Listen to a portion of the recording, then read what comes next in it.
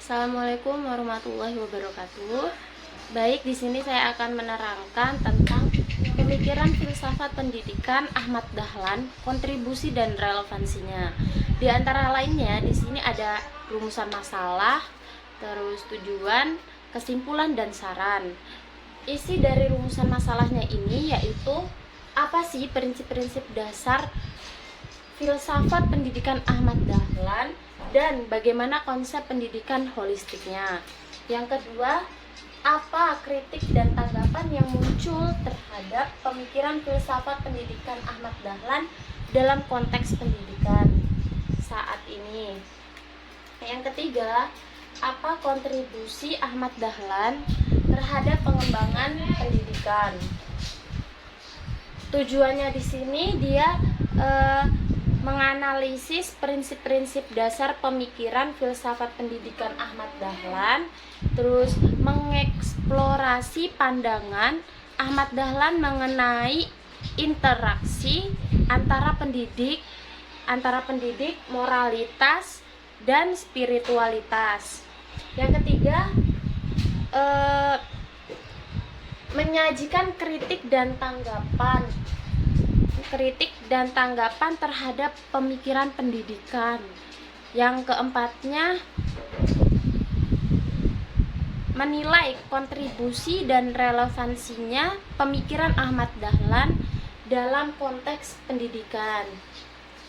Jadi di dalam pembahasan ini pemikiran filsafat pendidikan Ahmad Dahlan itu memiliki prinsip-prinsip dasar filsafat pendidikan. Yang pertama, Ahmad Dahlan ini dalam pendidikan dia sebagai proses pembentukan karakter atau dalam kurung bisa diartikan pendidikan holistik.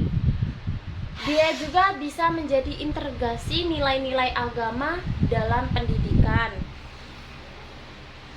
Yang ketiganya, pendidikan yang mengutamakan keaktifan siswa dalam pengembangan pendidikan Islam di Indonesia dan relevansi pemikirannya. Jadi di sini pendidikan holistik itu yang disusun oleh Ahmad Dahlan di antara lainnya menjadi aspek moral dan etika. Yang keduanya kegiatan yang praktis, yang ketiganya lingkungan belajar yang positif. Integrasi nilai-nilai agama dalam pendidikan. Gimana maksudnya? Salah satu prinsip penting dalam pemikiran Ahmad Dahlan adalah integrasi nilai-nilai agama pendidikan.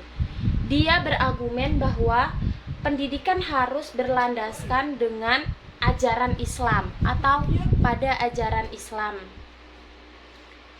Termasuknya mengajarkan tentang akhlak, ibadah, memahami terhadap Al-Quran. Lalu yang ketiga, dia pendidikan mengutamakan keaktifan siswa. Ahmad Dahlan ini mendorong metode pendidikan yang dimana mengutamakan keaktifan siswanya dalam proses belajar mengajar. Ia percaya bahwa siswa harus menjadi subjek yang aktif dalam pembelajaran, bukan sekedar menerima informasi saja. Jadi keaktifan siswa ini lebih diutamakan oleh pemikiran pendidikan Ahmad Dahlan ini daripada hanya sekedar memahami pembelajarannya saja. Lalu di keaktifan ini siswa harus mengembangkan pendidikan Islam di Indonesia dan relevansi pemikirannya. Terus yang penerapan.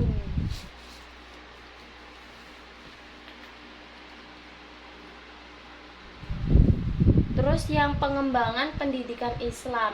Ahmad Dahlan ini konteks pendidikannya kontemporer ya. Jadi Ahmad Dahlan ini memiliki pandangan konteks ajaran Islam yang menyudutkan terhadap hubungan antara pendidikan, moralitas, dan spiritual. Yang ketiganya itu kritik dan tanggapan terhadap pemikiran ini, filsafat ini memiliki berbagai kritik tanggapan. Meskipun pemikiran Ahmad Dahlan telah memberikan kontribusi signifikan dalam pengembangan pendidikan Islam, tetapi kritik ini juga muncul dalam konteks pendidikan. Jadi kesimpulannya, yang pertama itu prinsip-prinsip dasar pemikiran filsafat pendidikan Ahmad Dahlan. Yang kedua, hubungan antara pendidikan, moralitas, dan spiritual atau yang tadi bisa disebut dengan pendidikan holistik. Yang ketiga, kontribusi dan relevansinya. Yang keempat, kritik dan tanggapan Ahmad Dahlan. Sarannya dari sini yaitu prinsip-prinsip dasar pemikiran filsafat pendidikan Ahmad Dahlan dan penerapan konsep pendidikan holistik. Yang pertama, prinsip dasar pemikiran filsafat pendidikan Ahmad Dahlan, dan masih banyak lagi sarannya. Mungkin cukup sekian yang bisa saya jelaskan. Apabila masih banyak kesalahan, saya mohon maaf. Wassalamualaikum warahmatullahi wabarakatuh.